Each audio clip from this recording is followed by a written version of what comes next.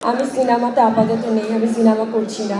ফুল প্যানেলের জন্য আমি দোয়া চাচ্ছি। আমি যদি সিনেমা না করি, এফডিসিতে এসে আমি কি করব? যে আমি আপনাদের অনুরোধ করে বলতে চাই, যেহেতু এখন আমি সিনেমাতে আপাতত নেই, আমি সিনেমা করছি না। আমার ফিল্ম থেকে অনেকটা গ্যাপ হয়ে গেছে।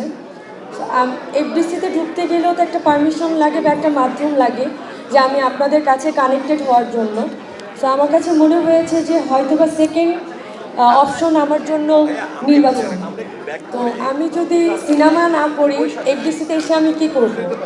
আমি যদি নির্বাচন ধারায় যদি আপনাদের সাথে কানেক্টেড থাকতে পারি, আমি প্রায় টাইমে একা একাও এসে ঘুরে যেতাম।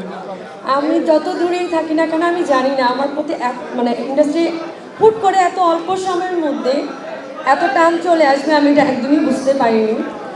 স্ট্রবেরি সুপার ডটেড ও ক্লাসিক ভ্যারিয়েন্টে সেন্সেশন জাগুক শিহরণ।